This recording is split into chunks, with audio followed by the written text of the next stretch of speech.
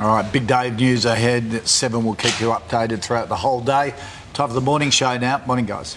Oh, guys, thank you very much. It's been riveting watching this unfold this morning. We will continue now with the miracle breakthrough in the disappearance that has gripped the country. Missing 4-year-old Cleo Smith has been found alive and well. WA police broke into a locked house in Carnarvon at around 1 a.m. local time and discovered the little girl. It's my privilege to announce that in the early hours of this morning, the Western Australian Police Force rescued Cleo Smith. Cleo is alive and well. A police team broke their way into a locked house in Carnarvon at about 1 a.m. They found little Cleo in one of those rooms. One of the officers picked her up into his arms and asked her, "What's your name?" She said, "My name is Cleo." Cleo was reunited with her parents a short time later. This is the outcome we all hoped and prayed for. It's the outcome we've achieved because of some incredible police work, and I want to thank Cleo's parents, the Western Australian community, and all of the volunteers. And of course, I want to thank my colleagues in the Western Australian Police Force. A man from Carnarvon is in police custody this morning. He is currently being questioned by detectives. It's been 19 days of heartache. Thousands of police, emergency services and volunteers dedicating every spare moment to finding little Cleo. This morning, she's back in her parents' arms. It's my privilege to announce that in the early hours of this morning, the Western Australian Police Force rescued Cleo Smith. Cleo is alive and well. At 1 o'clock this morning, police broke their way into a home in Carnarvon, not far from where Cleo went missing. Inside one of the rooms was the little 4-year-old. One of the officers picked her up into his arms and asked her, "What's your name?" She said, "My name is Cleo." It's one of the happiest moments. I think we'll all remember this moment. It's a great sign that she's healthy and well. It's yet to be determined how traumatised this child is. Cleo and her family left town for their camping trip at the Blowholes on October 16. At 6:23 the next morning, Cleo's mother Ellie woke to find her 4-year-old daughter gone. The tent unzipped higher than the little girl could reach. I would never wish for anyone to wake up and feel that feeling that went through me. I couldn't explain it to you. I want her home. 3 weeks of scouring bushland north and south of the region, a plea for help extended nationwide. Even her family home was searched for any clues. The big question, where was little Cleo? These investigations are all about moving from a low information state to a high information state. And one way you do that is by putting out rewards. Yesterday, the search took a sinister turn. Police turning their attention to the dark web, convinced the 4-year-old had been abducted. Today, all of our prayers have been answered. I think the police obviously got a hot tip last night and probably acted on it immediately. It's the outcome we've achieved because of some incredible police work, and I want to thank Cleo's parents, the Western Australian community, and all of the volunteers. Now, this could be a lone wolf predator that we're hearing about. There could be more people that certainly knew or suspected, and that may be where the $1 million reward has possibly come into play in helping bring this result this morning. Maybe somebody knew something, somebody suspected something, they may have heard Cleo at that house. This morning, a man from Carnarvon is in police custody. He's currently being questioned by detectives. How was Cleo taken? Why was she in his home? And what happened to the 4-year-old over the past 19 days? So for more on this story that has gripped the entire nation, we'll bring in the experts, criminologist Xanthi Mallet and criminal psychologist Tim Watson-Munro. Welcome to both of you on what is a really wonderful day. Xanthi, we'll start with you. What do you think happened? Well, it's really an extraordinary story, isn't it? You know, we hear the tale of the child that's abducted in the middle of the night and nothing is seen or heard, and it seems unbelievable. But, you know, we're hearing this amazing news today. So the police have obviously identified apparently a predatory individual who's abducted Cleo and has been holding her for the last 19 days. So this is certainly more information is going to unfold over the coming days to tell us more about this offender and what their motivation was. So I think we kind of need to sit tight on that, but I think it's extraordinary. I did not expect this amazing outcome this morning. Yeah, Xanthi, you say it's actually very rare for such a positive outcome, given how long it's been. Yeah, absolutely. 19 days, I was certainly thinking the worst. In fact, after the first 1 or 2 days, I was, holding my breath that there could possibly be a good outcome here. I did think the police were moving towards a conclusion. I thought we were going to find out what happened and who was responsible, but I did not, sadly, expect Cleo to be found alive and well. So I literally got goosebumps this morning when I heard this news because it was so unexpected after such a protracted amount of time. Tim, we turn to you now. You're a criminal psychologist. What's your take on this? Morning. I agree with that. I think it's an extraordinary outcome against the odds on a wing and a prayer. It's the result of excellent police work, clearly the cooperation of the public, police acting on a tip and leaving no stone unturned. I always thought this case would be solved. I said on your program last Saturday, I thought the police were closer to it than we realised, that they weren't going to flag that to the community. But that said, I was walking the beach this morning. It's one of the happiest beach walks I've had in decades, hearing this wonderful news. Tim, I mean, the entire country, felt that relief this morning. But you were thinking the worst in the days leading up to this, of course. Well, I felt, Larry, that we're dealing with a psychopath, somebody who's bad, not mad, somebody who knew what they were doing, an individual who was capable of planning this crime, executing the crime, and escaping the crime scene, and as the subsequent history reflects, evading detection for nearly 3 weeks now. So I think it's quite remarkable that she's been discovered alive and well, physically well, of course. We don't know psychologically how this child has been affected. I would imagine that she would have been traumatised, taken from familiar surroundings, her family, her friends, her toys, in the heart of a stranger, all alone, and of course the parents. What amazing courage against the odds too, the amount of sledging, vile trial rumours and all the rest of it. And throughout this ordeal, they've held their heads high and proud. And all praise to all people involved in solving this crime. It's one of the worst I've encountered, I think, in terms of a young child. The brazenness of it, where a child is sleeping in a tent with her parents and somebody walks into that tent in the depths of the night and abducts her. It's shocking. Xanthi, if we go back to you now, what role the $1 million reward versus maybe just a piece of information from the public? We heard a police officer talk about perhaps a gentleman seen buying nappies at the supermarket when they knew that that person didn't have a child. Yeah, I think it's all sorts of different pieces are going to help solve this puzzle. So certainly $1 million reward offered so early in an investigation. We're talking a few days in, whereas normally we would expect to see that years, if not decades later. So I think certainly don't underestimate the power of $1 million reward, but also don't underestimate the power of the community desperately wanting to see this child brought home safely.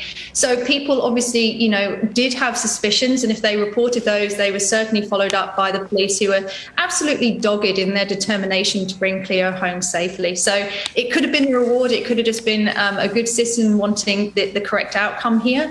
But either way, amazing police work, mirroring what Tim has already said, that we really need to applaud the police in what they've achieved, because this is certainly an unexpected but very welcome result. Yeah, and you'd like to think that would have come to that conclusion without that $1 million reward. I mean, someone acting suspiciously, buying nappies without children, that sort of thing anyway, which is exactly what you're saying. Xanthi and Tim, thank you very much. There's still a lot more to unfold on exactly what happened to little Cleo. We're going to keep you across all of the developments in this story right throughout the morning. Ben Downey is at the scene where Cleo was found. Ben, good morning to you. Nothing short of a miracle today. Yeah, that's right, Larry. I'm standing outside the crime scene where detectives raided this morning around 1 o'clock. It's still very much an active forensic investigation. We've got forensics coming in and out of the home. And one of the reasons why it's such a miracle, so hard to believe, is this crime scene is just maybe 2 minutes drive from the Carnarvon police station, where this entire task force roadie has been set up with 100 detectives working around the clock trying to pull off a result. We've had witnesses here and neighbours saying that they did notice something suspicious. they did see cars moving in interesting patterns, and the 36-year-old man that was known to live here, well, he doesn't have any children, but they saw him buying nappies and other things like that. So it's good old-fashioned policing work. You know, they pulled out all the stops, they checked on the dark web, they were looking at satellite images, drone footage, they were searching through rubbish that was being discarded in a 500-kilometre radius. But a good old-fashioned tip is what's led police this morning to raiding this house and pulling off the miracle result of finding Cleo. And Ben, this wasn't information that police sat on for any period of time, because this, when they got the tip off, it all happened very quickly. Yeah, incredibly quickly, and that's why it unfolded in the middle of the night. They really couldn't waste a moment, the moment they had something concrete to go on, because you've got to understand, for the past 3 weeks, there hasn't been a suspect. There has not been a formal suspect identified. They had a list of around 380 names. They were working their way through, eliminating from suspicion. Did they visit that Blowholes campsite where Cleo disappeared from on October 16? How did they get there? Were they driving a car? Did their mobile phone ping on a certain mobile phone tower that ruled them out of suspicion? They were working through a list of names, but they'd never identified a formal suspect. So the moment that they had something concrete, they really couldn't waste any time, and we've pulled off a miracle result. Yeah, they had to move very quickly there. Now, we know it's very early on, Ben, and we'll be following this very closely all morning, but any more clarity at this point about what actually happened in terms of how she disappeared from her family's tent all those weeks ago? Not at this stage, but if you take a look at the driveway now, there is that Mazda SUV you can see, the passenger vehicle. We don't know for certain at this stage, but one of the only leads that police revealed about Cleo's disappearance was that a passenger vehicle was seen leaving the Northwest Coast Highway near that Blowholes campsite in the early hours of October 16 at high speeds, and they were trying to catch up with that driver. They didn't know the make of the car, they didn't know the identity of the driver, and they didn't know even the colour, but it is potentially possible that that car right there was the missing link that police have been looking for so frantically for the past 3 weeks when they put out that public appeal for information and $1 million reward. Ben, the police have been terrific this morning. They've been keeping the media up to date. We've seen the release statement, we've seen a written press release. Any indication when we'll next hear from the police and what's to come later on today? We do. You've already spoken to Deputy Commissioner Cole Blanche, and he's been fantastic. Yeah. But we've learned that the Police Commissioner, Chris Dawson, he's on his way up to Carnarvon right now. So they are marshalling some more people to come to Carnarvon and provide more live updates. They obviously understand the gravity of this operation. They themselves described it as the biggest policing operation in WA, if not Australia. And now they've had such a fantastic result, we should hopefully get a more forensic look at exactly how they pulled off, you know, finding Cleo alive and well, hopefully throughout the day. Oh, Ben, it's a great day. Yeah, and Ben, I guess over the last week or two reporting on this, you weren't quite sure of what the outcome would be. This is a good day for you. Personally, yeah. I mean, there's stuff we couldn't say, but, you know, at the time when they were still conducting the land search, when it was, you know, a week into the search, the only possibility that Cleo had been alive at that stage is if she had been abducted, because there's no way she couldn't have been alive at that moment if she had wandered off, because the conditions and the terrain were too difficult to survive in. So we had to grapple with that prospect that the only way she's alive is if she'd been abducted. That turned out to be true, but you know, it was stretching, you know, credulity that she could have been found alive and well. Indeed. All right, Ben, thank you very much for that, mate. We'll be back to you later in the show. Well, the police response has been amazing, a painstaking operation over 19 days. Let's take you back to how it unfolded on the first day, Saturday, the 16th of October. Now, a timeline that began with an open tent, a terrified mother and a missing girl. At 6:23, her mother, Ellie, calls 000. 7 minutes later, police are on their way. At 6:41, a second vehicle is dispatched and police tape off the site at 7:26. A little after 8, family and friends arrived to help. Around the same time, detectives searched the family home back in Carnarvon. At 8:09, a local chopper takes to the skies. Police Air Wing and Volunteer Marine Rescue are contacted. Shortly after 8:30, the roadblock is set up. Less than an hour later, SES arrives. At 9:30, detectives sit down with Cleo's mum and stay with her for the rest of the day. Major Crime is deployed at 11 a.m. and at 3 in the afternoon, homicide officers and search experts touch down in Carnarvon. That's just a refresher of what happened on day one, and now 19 days later. Yeah. A great result. And it is a wonderful morning this Wednesday, and with that incredible news that little Cleo Smith has been found alive. The search that captured the whole country's attention has come to an end, but there are still many questions, of course, left to be answered. And we're going to keep across all those developments and more this morning. We're back after this.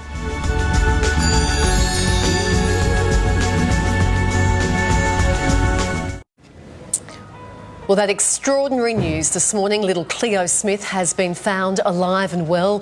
The 4-year-old went missing more than 2 weeks ago, almost 3 weeks ago, from a campsite on Western Australia's northwest coast. Now, police confirmed they rescued her from a locked house in Carnarvon about 1 a.m. this morning. Great news all round. Cleo's mum has taken to social media a little bit earlier. Here's what she said. Our family is whole again. With that big heart. That's from Ellie Smith. Isn't that's from the mum? Like 5 words, and that just says it all, doesn't it? Ellie's Instagram has gone into meltdown. More than 5,000 comments just from strangers, people, members of the public, and also people from around the world. So Ellie is getting comments from people in England who have been watching. With bated breath. Obviously, this had tones of the Madeleine McCann. That's right. So obviously a lot of interest from Britain. So Ellie, our heart goes out to you. Yeah, such a wonderful result. Now, WA Commissioner Cole Blanche broke the news earlier. Here's how it unfolded. Ellie and Jake and the family, just, I'm so pleased that they've got little Cleo back. This is just it was an extraordinary moment this morning when the police went in there, asked her name, and she answered back in a little voice, "My name is Cleo." I don't think you could get a dry eye in the house when you hear something like that. The look on the officers' faces said it all. They were shocked. They were emotional. They picked up Cleo into her arms. Just an amazing moment. And when the phone started ringing, that was at 12:46 a.m. They went into the house. WA police phones, including mine, started ringing hot, and we were just sitting there in shock for a good 15, 20 minutes, and then we just got into action and did what we need to do. Yeah, wonderful stuff, wonderful police work, terrific result, and of course we'll keep you right across any developments. It's a fluid story this morning. We'll keep you right across it throughout the morning. Well, to some entertainment news now, and home and away star Sam Frost has taken to social media to address rumours regarding her future on the show. Yeah, let's get some more. Our entertainment editor Peter Ford is with us. Good morning to you, Pete. What did she say? Well, this looks like this is resolved now to everybody's satisfaction. If we hark back a couple of weeks ago when Sam did put up that Instagram post, and in it, as I've said to you at the time, I saw fear in her eyes. I didn't see defiance. I didn't see anybody trying to convince other people not to go and get vaxxed. She never said, "I'm refusing to get vaxxed." I keep reading that, but I didn't see it in the post. But she certainly had concerns. And if I was a young woman potentially thinking about starting a family, I would probably have concerns too. I personally wouldn't be going to Instagram asking people out there to give me that advice or guidance, because what you don't get on social media is clear and calm reactions. And she didn't. She got a terrible blowback, and it really put her into a pretty dark place. But we fast forward some weeks, and in that time, the Seven Network have put in a mandate that at a forthcoming date, everybody working on Seven productions must have been double vaccinated. So clearly there was going to be a problem had Sam not reached the decision that yes, indeed, she will be fully vaccinated. Now, there is going to be a bit of a time lapse here because she's having another procedure, and then after that she will get double vaxxed. So it will mean having a little bit of time, I suspect weeks, not months, away from home and away. But then come February, she'll be back on deck. You can see what she's putting up there, and she says, "My bosses are amazing. We've been in open communication for months," and temporarily written out. And of course, the way they can do it, they can kind of get a whole bunch of scenes done in one hit with her and then spread it out, so she's only missing for a short period of time. So happy news all round. Sam Frost back in business, not going anywhere. Happy solution for everybody. Yeah, I get temporarily written out of this show all the time, but I make my way back, Pete. It's normal in TV. No matter how hard you try to write him out like how hard she tries, like a cockroach. Prince Harry and Meghan have issued a new statement. This is a message for world leaders. What now? Yes, and they want to be a part of this because they are sort of pretend world leaders. I thought yesterday, me always looking for trouble, right? When the Queen put out that speech to all the world leaders, and she very clearly said, I think of my late wonderful husband, and also I'm so proud that my eldest son is doing such good work like his dad would have wanted, and my grandson William is doing wonderful work. And the other, I nothing thought- about the other one. Yeah, I thought that was pointed. Did you think that's pointed, Kylie, or was I looking for trouble? Larry and I did look at each other and raised our eyebrows. Yeah. Well, I looked at each other. Well, I looked at Kylie because she drank from my coffee cup, but that was different. But we both clocked that when we did this. This is what we did, Pete. Well, anyway, 24 hours down the track, look who suddenly decided to inject themselves into the story, but Harry and Meghan. And they've put out a statement today that they want us to report, that they want to let everybody know that they are, eco-warriors, and that by 2030, the Archwell Foundation, I think they mean the actual literal office complex and the people who work there, will all be sustainable, and here's our commitment about what we eat, and they're saying all the right things. I don't know that we necessarily needed to hear it today. Is today the day we needed to hear this? 24 hours after the Queen snubbed them? Anyway, here we are talking about them coming spinner. Well, you know that Starbucks gift voucher she gave out, that's made of plastic. That's going to take 500 years to break down landfill. The gift cards. Yeah. Thanks, Pete. Thank you. Bye. All right. Thank you. Let's return to our top story right now, live back to Ben Downey, who is in the scene where Cleo Smith was found. Ben, back to you now. This is the news everybody has been waiting for, hoping for. Yes, exactly right. And it's incredible to believe. I think even the officers here are a bit incredulous at the crime scene that Cleo has been found alive.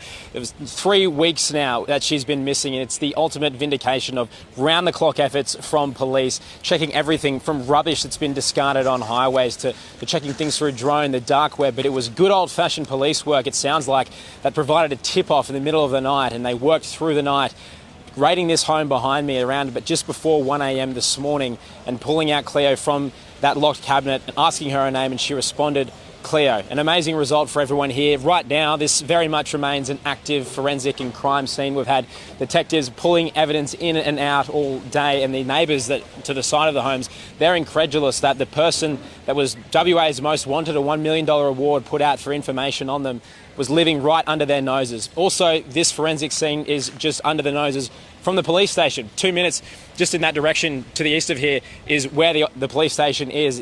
We don't at this stage know if Cleo was moved around at all or not, but we know that witnesses here have given information to the police in the past few days. They saw cars coming into this cul-de-sac, acting suspiciously, driving back out. The resident of this property that's now being questioned by police, neighbours have described him buying nappies and other children's clothing items, even though he doesn't have a child himself. So there were definitely things that were off that have led police to pull off this miracle result, not just for them, but most of all for Jake and Ellie, Cleo's parents, this morning. Ben, there had been some speculation as to whether this was a lone wolf operation. The fact that many cars were seen coming and going would indicate that it was more than a lone wolf operation, which is very scary in itself. You say this was a recent tip-off and the police acted as soon as they got this tip-off, which is why it happened in the early hours of this morning. How did they receive that tip-off? Do they know? Do you know?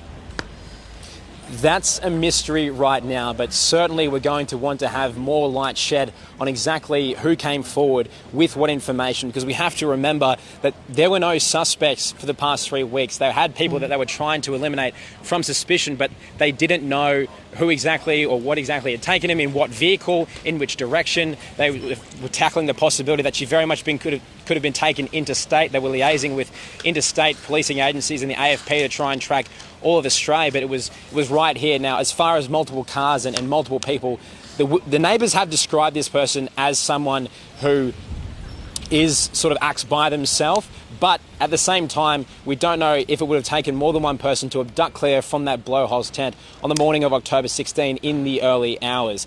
There is one car parked there now, but there could easily be more people working there and living there at the same time. If you look at that vehicle, we aren't sure at this stage, but police over the past 3 weeks have been putting the call out, trying to find someone who had seen this vehicle or a vehicle that matches that description that was seen speeding along the Northwest Coast Highway. It's yet to be confirmed whether that was indeed the vehicle, but now we have the results. So whether this person acted alone, we don't know if anyone else is in custody right now besides that one 36-year-old male. But certainly the police commissioner is on his way up to Carnarvon from Perth this morning.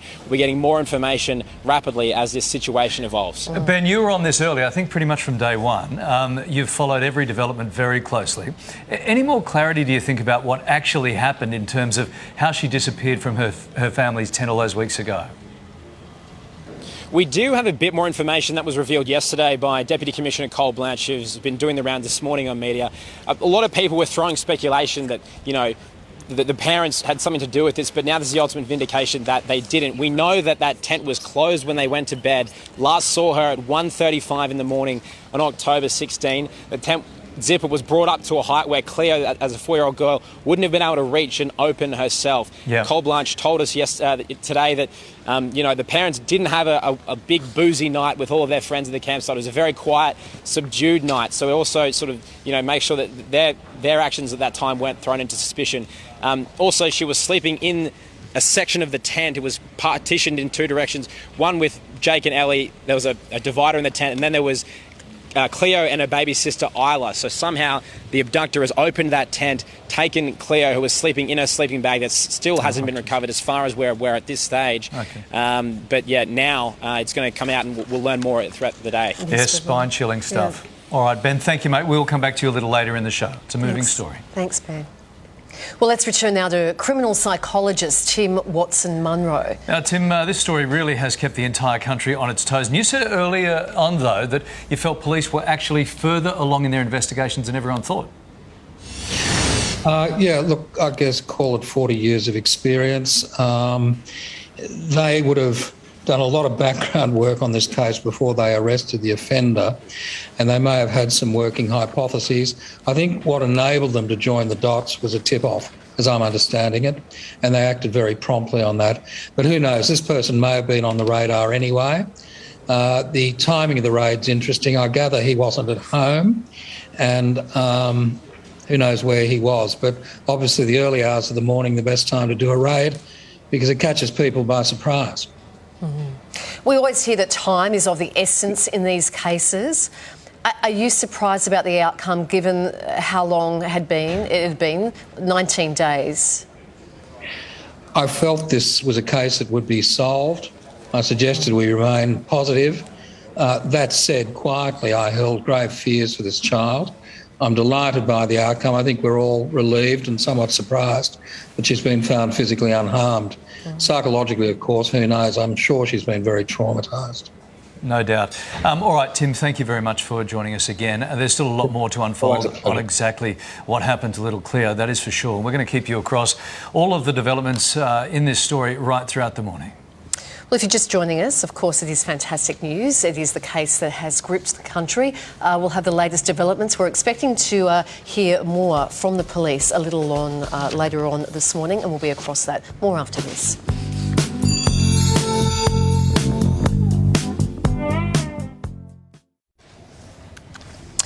Well, of course, returning to our top story now, Ben Downey is our reporter in WA who has been covering this story right from the start. He is at the scene and been reporting for us where Cleo Smith has been found. We're just trying to get Ben now, but what an incredible story this has been. And the police have been absolutely incredible keeping the media up to date with what's going on. And it all came about last night, in fact, the early hours of the morning, just before 1 a.m, when police raided that home, where Ben is standing outside right now. Ben, talk us through the reaction of the town there. You would have been through hell, the locals there, small community, we expect, and following this every step of the way. What's the feeling like there? I imagine even the police behind you have been so invested in this in the last little while. It's a very emotional day. Yeah, absolutely. This is a tiny town, and the first thing that they've done throughout this 3-week search is try and wrap themselves around Ellie and Jake. While other people were throwing aspersions and suspicions on them, they very much had their welfare and obviously Cleo's welfare in mind. Strangely now, though, they have to grapple with the fact that that community that wrapped around the family now, someone inside of that community is responsible for her abduction. The detectives here, I mean, relief is one word, shock is another, exhaustion is another descriptor. These detectives haven't taken any time off. They've been working through the night, being brought over from all different corners of the state to Carnarvon. I think, people in Carnarvon, we've spoken to people that run helicopters that take, $2,000 an hour to keep in the air. They've been donating their time to sort of search around the area. People have been printing bumper stickers off their own steam to, put on the back of cars. Every car in town has got a can you find Cleo bumper sticker on it? There's anything that could have been done by this community to try and help, they've done it, and now they've been rewarded. And take us through Carnarvon. It's, as I understand, about 50 kilometres from the blowholes, which is where Cleo was last seen. Paint a sort of snapshot of what Carnarvon, the town, is like. What's the main source of employment there, Ben? Yeah, so it's a bit of a mixture. It's known as an agriculture town. They grow bananas. That's one of the biggest sort of sources of income for the town. So it doesn't, its economy isn't as peaking and troughing as like mining in some of the other towns around northern regional WA or central WA. It's also a bit of tourism as well. I mean, the Blowholes campsite's quite a famous location where tourists often come as well. There's gorgeous coastline around here, but it's still like you have the red earth. It's still very much in that sort of mining area as well. There's salt mines on the way, 50-kilometre trek out to the Blowholes too. So it's a very, very working class town, and most people are either employed in services and things like that. So yeah, working class, salt of the earth people though, who when the entirety of the state's media descended on their town. Very often when you go to these small towns, they don't treat you very nicely, and why should they? But this time we've been welcomed, and they've welcomed us here, and they're happy that we're here trying to help find her. Is it a place where most people know each other, Ben? Is it that small? Yeah, absolutely. Like we've spoken, like you go down, we had to go back to Perth momentarily, and you had people bumping into us from Carnarvon and that were living in Perth, but they still knew Ellie and Jake, and they were the first to tell you that how amazing that they are, and how it couldn't have possibly been them, and how they wanted to extend their thoughts to us. There's members of the media that actually from Carnarvon, I'm not going to name them, but actually, grew up with Ellie and Jake. This is an incredibly tight community. Yeah. The Shire president was crying when he was at the start of this search, when he was trying to find Claire and help her come back to her parents. So it's an amazing community it's so great that they've had such a good result here. Ben, we noticed in some of the earlier shots, as the police cordon was set up around there, that immediately next door, in fact, just over your left shoulder, we saw the neighbours sort of walking around quite casually, even looking over the fence to see what's going on. Have you had a chance to speak to any of those neighbours and get their thoughts on this horror unfolding just over that thin fence next door? Yeah, well, it's definitely a mixture of shock and disbelief from some neighbours. Obviously, they're relieved that Cleo's been found. I think they're pretty amazed that they were found just on their doorstep. But they did notice some interesting developments, in the previous days that had alerted them and that they'd passed on to police. The owner or the person who was living at this home, buying enormous amounts of groceries, buying things like nappies when he didn't have any children. He would drive into this cul-de-sac and then drive out or do a lap and sort of almost do reconnaissance outside his own place, acting very suspiciously. So I think they definitely had the knowledge that something strange was going on. I don't quite think that they knew that the thing that was going on was Cleo's abductor, especially since this is only a few minutes drive from the police station and a few minutes drive from Jake and Ellie's house as well. So it's a miracle that it happened so close and just under the noses of everybody. And at 7:30 in the morning, your time, so people just waking up to this news, I guess word spread very quickly around Carnarvon, Ben. Yeah, absolutely. I mean, it's word spread quickly, not just around Carnarvon, but around Australia. It's a case where the entire town, at the hospital where Ellie and Jake and Cleo are now, that they're sending their best wishes there. That we've heard about people. I haven't seen them yet, but people bringing detectives coffees and stuff, rewarding them for their good work. We've already had people coming out just on local radio. Every single avenue the community come forward to support the excellent work of police that have pulled this off, and they're doing so, and they couldn't be more proud of their town and the detectives here, and happy with the result. To forget the coffees, be tapping those kegs down in the pub tonight.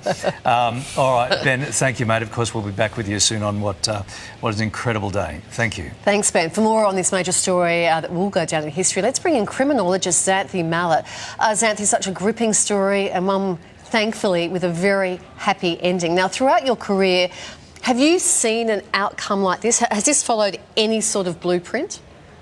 No, absolutely not. This case is unique. I've, covered lots of child abduction cases, which is why very early on I was fearful that, we were going to find out what happened to Cleo. That was my sense, certainly over the last week or so. But I did not expect this amazingly positive outcome. I've never seen anything like this. The brazen nature of the abduction is unique in itself. To abduct a child from a tent in the middle of the night with her family so close is absolutely extraordinary. And for her to be found safe and well after 19 days, I've never seen anything like it. I certainly wasn't expecting it. I've been telling everyone all morning, I got goosebumps when I heard this morning, and I actually get to smile about this one. And I rarely get to smile about the cases that I look at, because we never get this kind of amazing news. So this is really once in a lifetime that we're going to see this. And I'm so pleased for the family and the entire community and investigative team that brought this positive result to conclusion today. Yeah, Xanthi, you were watching this evolve as we were. In the early stages, because you've seen these things unfold, you've watched them closely, you've studied them, what did you think happened as we watched those first few days evolve? We saw the SAS, the water police, the air wing, everybody looking around that campsite there. What were your early thoughts on this? Well, it seemed clear from very early stages that Cleo hadn't simply left that tent, and that was confirmed very early on by the police. So really we were looking at an abduction. And as a criminologist and forensic scientist, that's the last thing you want to hear in a child case that's gone missing, because abductions so rarely end well, especially when a predatory individual is involved. And obviously over the coming days, we're going to learn more about this individual, what their motive was and what's been happening over those 19 days, which is a really long time in a child abduction case. So I was very fearful that Cleo would not be found alive and well, and just thrilled she's back with her family. This is the most unlikely result. I don't think I'll ever see anything like this in my career again, but I could not be happier this morning that this has happened, and just an amazing job by the police. And I think they really need to be commended for their tireless investigative strategy that's been very intelligent and very strategic, and we've seen that work excellently today to see this amazing result. Xanthi, you are a criminologist with so much experience. As happy as this story is, my thoughts have turned to Madeleine McCann today, because for any parent who's ever had a child go missing, you just cannot imagine the horror. We know this story has been followed very closely in the UK. You would imagine this story has reached Madeleine McCann's parents. Your thoughts go out to any parent who's lost a child this morning as well. Yeah, absolutely. But I think anyone who has lost a child or anyone close to them in, similar circumstances would never, ever begrudge this family the joy that they must be feeling today. So whilst, your heart goes out to Madeleine McCann's family, William Tyrrell's families, both foster and biological, everybody in the country was behind this family and the police and the community wanting to see Cleo brought home safely. So those families will be relieved now for Cleo's family that they won't have to suffer those long-term effects that so many others do have to suffer through. So everyone will be behind this family today. 100%. Xanthi, does the geography surprise you that where she was being kept was kind of just down the road from the police station, just around the corner from the family house? Does that surprise you? Well, I always thought that, if this was a predatory individual that's taken her, that they have at least some knowledge of Cleo. They must have seen her. They must have known she was at that campsite. So those links to Cleo and her family will come forward in the next few days. So I'm not surprised, really, that she was so close. That isn't, as much of an issue for me. The biggest surprise for me was the geography and the location in which she was abducted. This is such a brazen attack. I can't remember anything like this, that I've ever seen before. So really the geography of the abduction site is really what is most striking about this case, and that she's been found safe and well. So this one is going to go down in history as really a remarkable event. Yeah, and a remarkable result for us all today. Thank you very much, Xanthi. We'll get back to you shortly. Thank you so much. Thank you. Of course, incredible relief for Cleo's family. That is a huge understatement. Mum Ellie's social media post says, "Our family is whole again." It is getting such a huge response online. 6,500 comments, and everybody saying, literally brought tears to my eyes. I'm driving to work. I'm crying as I hear this news, as I turn on the TV. The whole of Australia is with you, crying with relief, tears of joy for you, Ellie and family. Best news ever, home safe in your arms, where she belongs, and in time for Christmas. What a miracle What a miracle. The word miracle is getting used a lot. Miracle and some very, very hard work by WA Police. Absolutely. And those comments coming from all over the world. This has been world news for a while now. Let's take a look back at the timeline, how this all unfolded. A missing 4-year-old, Cleo Smith, has been found alive and well, we know that, after vanishing on a family camping trip. Now, it was 19 days ago. The police response has been nothing short of amazing. Plenty of volunteers in there as well. It was a painstaking operation over those 19 days. Let's take a look back at how it unfolded on the first day, and that was Saturday the 16th of October. Now, a timeline that began with an open tent, a terrified mother and a missing girl. It was 6:23 a.m. Her mother, Ellie, calls 000. 7 minutes later, police are on their way. At 6:41, a second vehicle is dispatched. Police tape off the site at 7:26 a.m.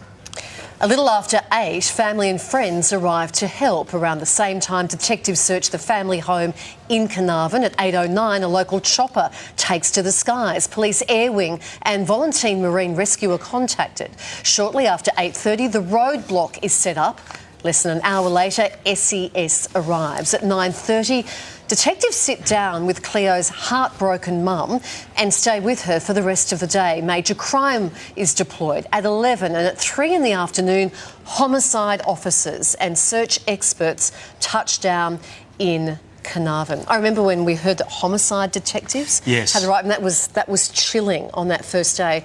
We know from all the criminologists and from all the experts that the work that is done in that first 24 hours is absolutely vital. And when you look back at it now, what an outstanding job WA Police did in those early moments and that first 24 hours. Yeah, great stuff. And we understand the Police Commissioner from WA is on his way to Carnarvon. With that, we expect a press conference and some more information. And we're all over it for you this morning. We're back with more right after this.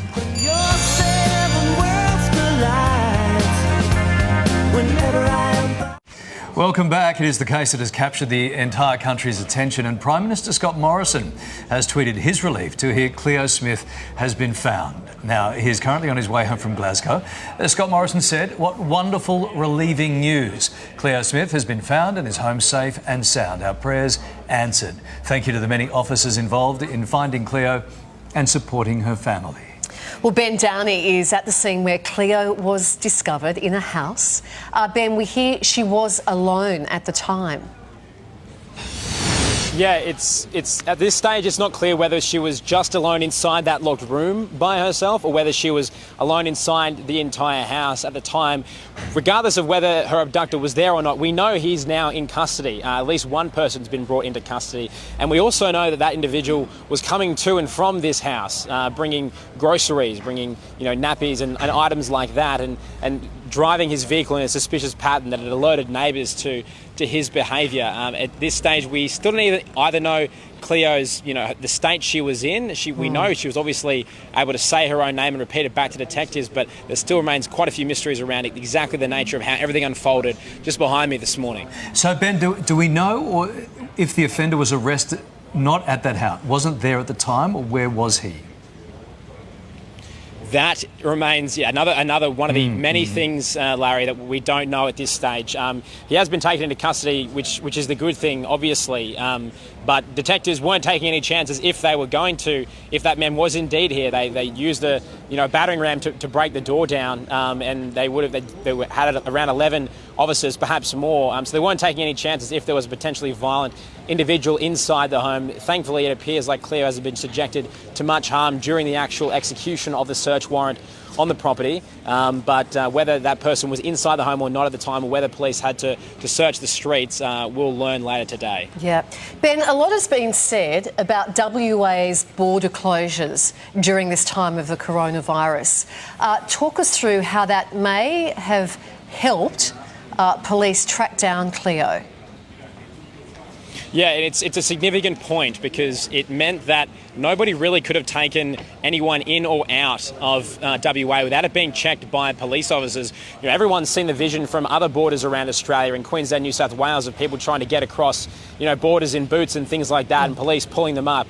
There's been similar kind of things happening in WA with people, jumping inside the backs of semi-trailers, travelling interstate, and they've been found out. So it really wasn't possible for someone to be taken out of WA without an incredible level, an incredible COVID operation to smuggle them out. So this person, that's why police's attention very much was inside WA. They had 50 detectives here in Carnarvon, a further 50 in Perth, sort of working through forensically, going through all the different sort of potential leads of where Cleo could have been. We're actually just seeing more police arriving now at the scene, swapping in and out there. Just general duties officers, though. We haven't seen too many more forensics come to the crime scene just yet, but they certainly are working hard at the Carnarvon police station, which is just 2 minutes from here right now. They've been there all night, obviously, and we've seen some of the lead detectives go in and out with smiles on their faces, and they've obviously been rewarded for their incredible work and reuniting Cleo with her parents.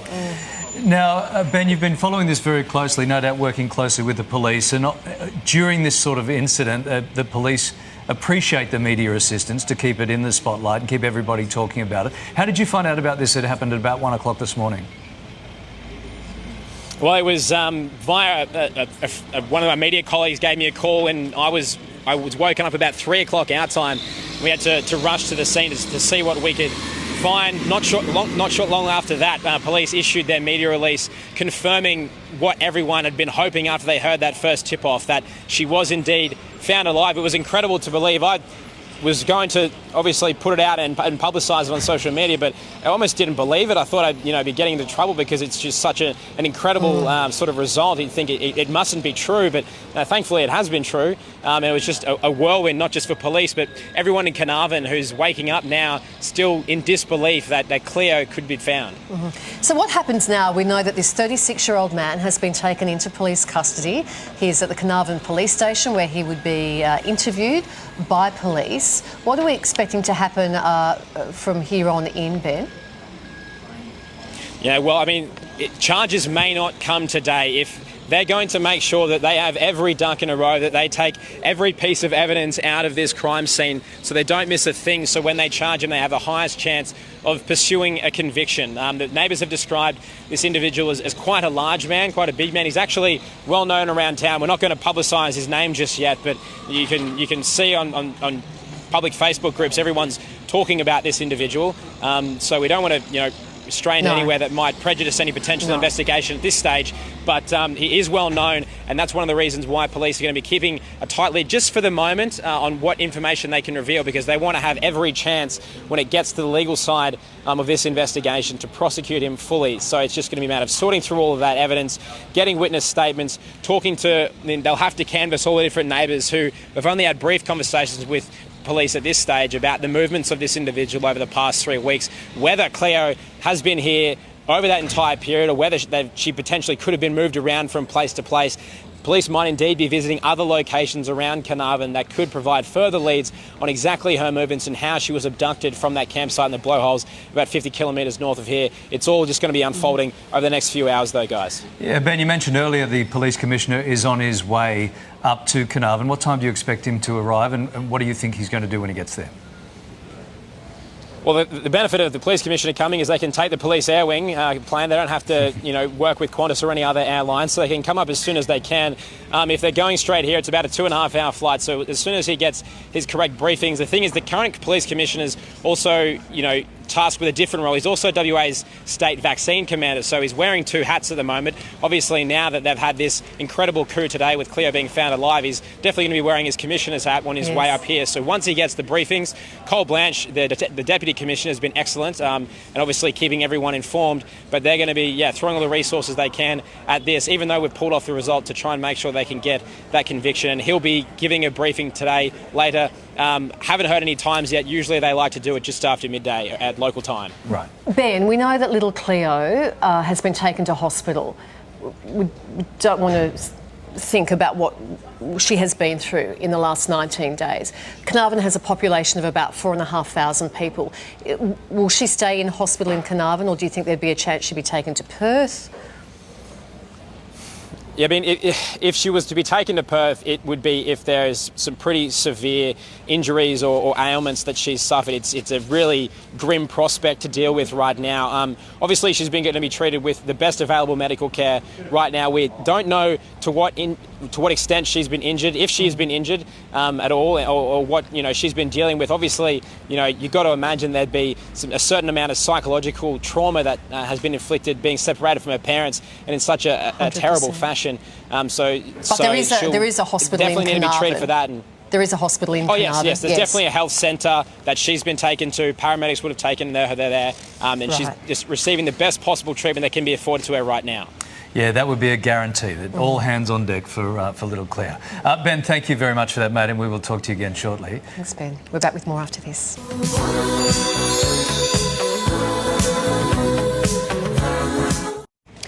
Well, welcome back. If you've just tuned in, I find that surprising, but if you have, we are following the miracle breakthrough in a disappearance that has gripped the country. Missing 4-year-old Cleo Smith has been found alive and well. WA police broke into a locked home in Carnarvon at around 1 a.m. local time, that was this morning, and discovered the little girl. It's been called a miracle. WA Deputy Commissioner Cole Blanche spoke a little earlier. Let's have a listen now. Ellie and Jake and the family just... I'm so pleased that they've got little Cleo back. This is just it was an extraordinary moment this morning when the police went in there, asked her name, and she answered back in a little voice, "My name is Cleo." I don't think you could get a dry eye in the house when you hear something like that. The look on the officers' faces said it all. They were shocked. They were emotional. They picked up Cleo into her arms. Just an amazing moment. And when the phone started ringing, that was at 12:46 a.m. They went into the house. WA police phones, including mine, started ringing hot, and we were just sitting there in shock for a good 15, 20 minutes, and then we just got into action and did what we need to do. The voice of Cole Blanche, WA's Deputy Police Commissioner. Let's go live now to child psychologist Dr. Michael Carr. Greg, nice to see you. Cleo is just 4 years old.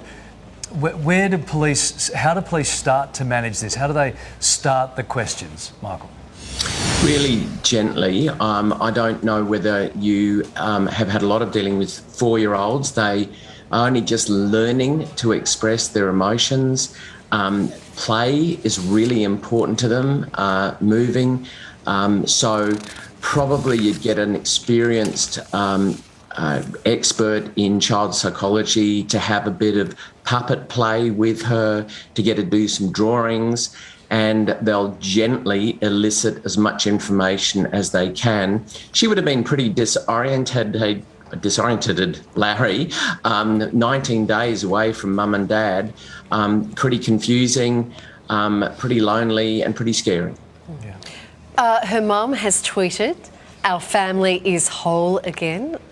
Just beautiful stuff. Michael, moving forward, how difficult will the adjustment be back to normal life for this family? She will be forever known as Cleo the Miracle Girl. Yeah, that'll stick for a long time. I think people will certainly know her as a pseudo-celebrity. Certainly the parents will. The community that they come from, that would have been really divided. It's got sort of, a lot of people would have been thinking Madeleine McCann, and of course it didn't happen. So there'll be a great feeling of relief. But I think it'll take a while for things to go back to normal, because they won't be able to go down the street without someone saying something to them. For me, the most important thing is to try and normalise life for this little girl. And Michael, how hard will that be? What extra impact will that have on a long-term recovery? Because Cleo then gets to an age where it's all on Google for her and her friends, and all this will be with her for the rest of her life. So how does it play out? Yeah, look, I mean, the thing that worries me short term is the concept of her developing some kind of post-traumatic stress disorder. We don't know what happens. It sounds like she was treated quite well while she was away, but I'd be on the lookout for things like constant scary thoughts, nightmares, flashbacks, changes in mood and thinking, which might suggest a sort of childhood PTSD. So that would have to be taken into account. But I think we just need to get back to normal as soon as possible. Routines are something that give kids a sense of security. And I remember there was a little girl, a little friend of hers, who made an appeal while she was missing. I think reuniting those two will be a wonderful idea. And Michael, how much memory moving forward as we move into adulthood or teenage years, how much memory do we retain of something which happens to us when we're 4 years old? A lot more than a lot of people would think, particularly if it's traumatic or scary. So we know that we start to remember things in life around about 2 to 3 years of age. So by 4, you're going to be having real good memories. And if it was a frightening experience, that'll be seared into her little brain for a while, I'm afraid.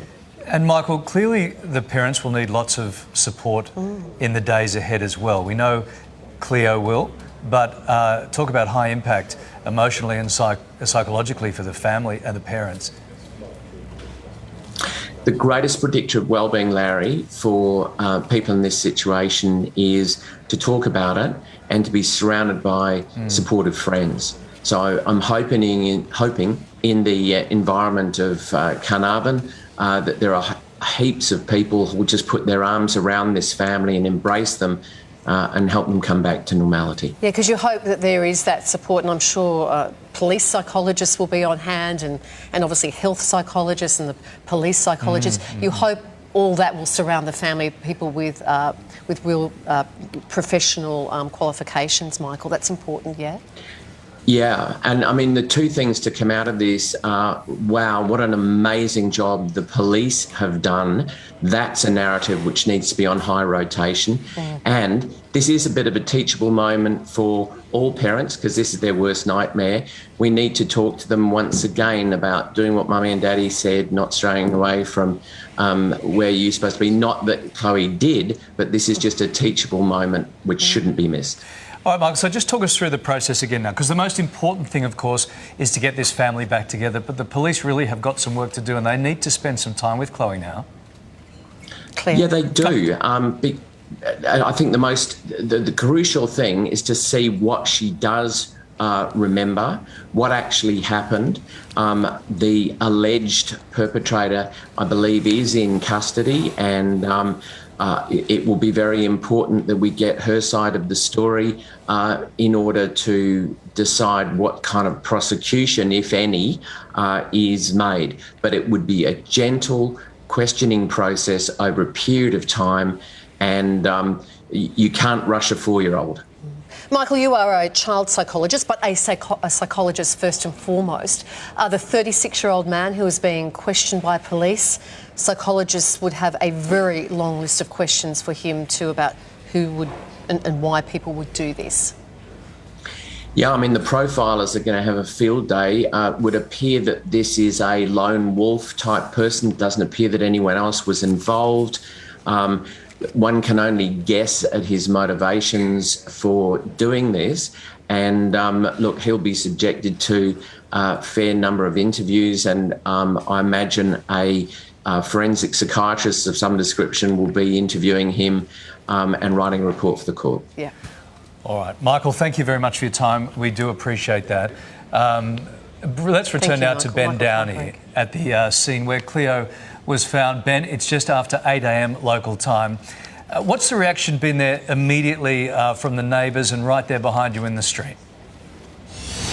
Yeah, shock and bewilderment because they didn't exactly know what was going on. It's such a large police operation unfolding on their doorstep, and the moment we've told them that Cleo was actually found at this address, not only just found but found alive, there was complete relief. People just sort of scratching their heads in disbelief that something like that could happen, and the person that they've known for quite a while, that living just next door to them, right under their noses, was the person who abducted Cleo in a case that has puzzled the entire nation. Right now, actually, if I can get my cameraman just to spin to the slide, there's a ranger from the local council that's been brought in. There's actually a dog on the property that they need to take away before they can conduct any further forensics and searches inside there that are not making it safe. And when you think about that, it's a pretty frightening prospect that a dangerous dog could be on a property where Cleo potentially was staying for the past 3 weeks. Ben, police have many horrible duties to do in their line of work, but a terrific job they had this morning was to let Mum Ellie and Jake know that Cleo had been found and found safe and well. Do we know how Mum was told of the news? Was it? Did the police go to their house, knock on the door? Was it a phone call? Because this was just the best possible news to be delivered to the family, and I'm really interested how they found out that their little girl was alive. Yeah, it's a good question.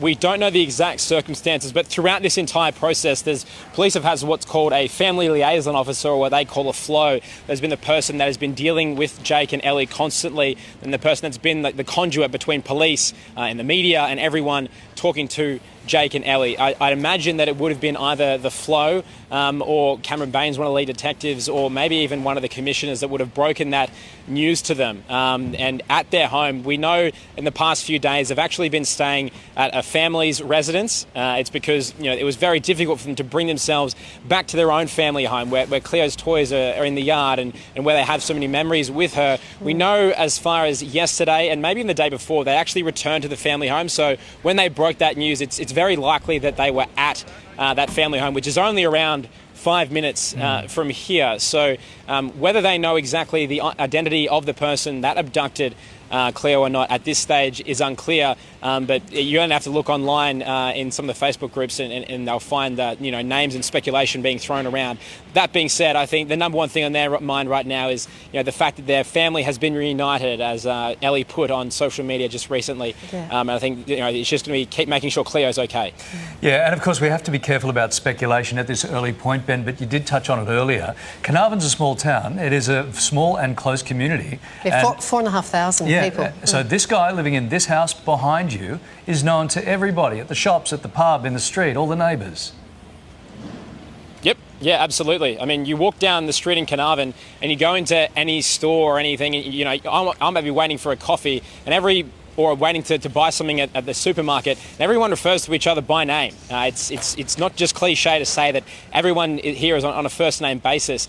And even though this person has been described as a bit of a loner, someone that does interact with many people in the town, he's still well known to a large portion of this town, and his name is definitely out there now. So it's going to be an interesting development to see how the town deals with the fact that people that were desperate to help out this family might have spoken to this person several times over the past 3 weeks. They might be feeling sort of a pang of regrets, thinking, geez, I could have maybe brought Cleo home a week earlier if I'd just been more aware. But the good thing that they can take heart in is the fact that a local passing a tip on, or someone passing a tip on, has led to Cleo being found alive. All right, Ben. Well, thank you for your comprehensive coverage this morning, taking us through every angle available, and we appreciate that. We're back to you soon. We're back after this.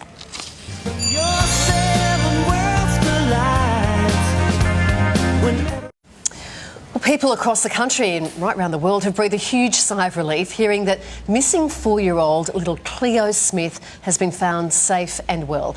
Here's how it all unfolded in the early hours of this morning. WA police broke into a locked house in Carnarvon at around 1 a.m. local time and found her inside. A 36-year-old man from Carnarvon is now in police custody. He is currently being questioned by detectives. It's been 19 days of heartache. Thousands of police, emergency services and volunteers dedicating every spare moment to finding little Cleo. This morning, she's back in her parents' arms. It's my privilege to announce that in the early hours of this morning, the Western Australian Police Force rescued Cleo Smith. Cleo is alive and well. At 1 o'clock this morning, police broke their way into a home in Carnarvon, not far from where Cleo went missing. Inside one of the rooms was the little 4-year-old. One of the officers picked her up into his arms and asked her, "What's your name?" She said, "My name is Cleo." It's one of the happiest moments. I think we'll all remember this moment. It's a great sign that she's healthy and well. It's yet to be determined how traumatised this child is. Cleo and her family left town for their camping trip at the Blowholes on October 16. At 6:23 the next morning, Cleo's mother Ellie woke to find her 4-year-old daughter gone. The tent unzipped higher than the little girl could reach. I would never wish for anyone to wake up and feel that feeling that went through me. I couldn't explain it to you. I want her home. 3 weeks of scouring bushland north and south of the region A plea for help extended nationwide. Even her family home was searched for any clues. The big question, where was little Cleo? These investigations are all about moving from a low information state to a high information state. And one way you do that is by putting out rewards. Yesterday, the search took a sinister turn. Police turning their attention to the dark web, convinced the 4-year-old had been abducted. Today, all of our prayers have been answered. I think the police obviously got a hot tip last night and probably acted on it immediately. It's the outcome we've achieved because of some incredible police work, and I want to thank Cleo's parents, the Western Australian community, and all of the volunteers. Now, this could be a lone wolf predator that we're hearing about. There could be more people that certainly knew or suspected, and that may be where the $1 million reward has possibly come into play in helping bring this result this morning. Maybe somebody knew something, somebody suspected something, they may have heard Cleo at that house. This morning, a man from Carnarvon is in police custody. He's currently being questioned by detectives. How was Cleo taken? Why was she in his home? And what happened to the 4-year-old over the past 19 days? So that suspect still in police custody, and Cleo being very well looked after. Lots of attention around her this morning. And police on their way from Perth too. The Commissioner of Police on his way from Perth, and we're expecting to hear more from police, of course, later in the day with more detail about how it all unfolded. Now, this case really has captured everyone's attention. Prime Minister Scott Morrison is currently on his way home from Glasgow, but took to Twitter to express his relief, saying, "What wonderful relieving news. Cleo Smith has been found and is home safe and sound. Our prayers answered."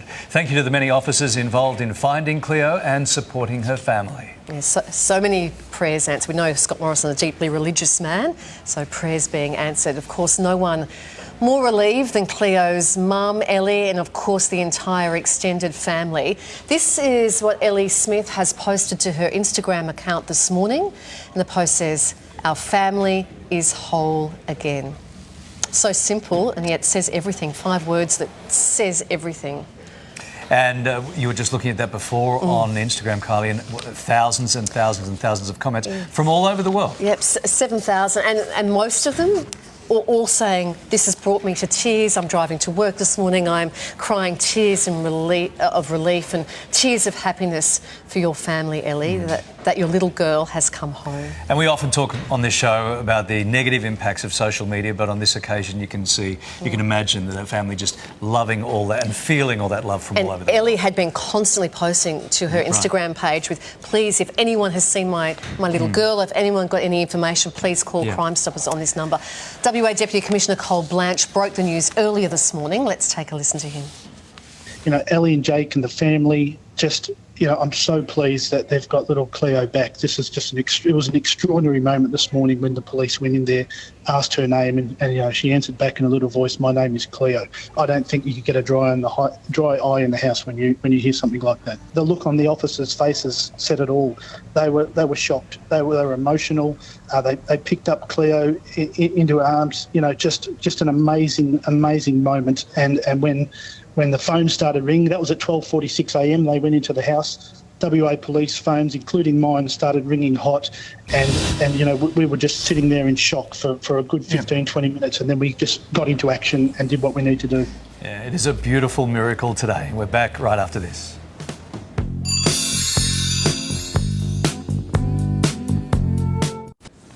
Well, what a happy day it has been indeed. Stand by now for more news.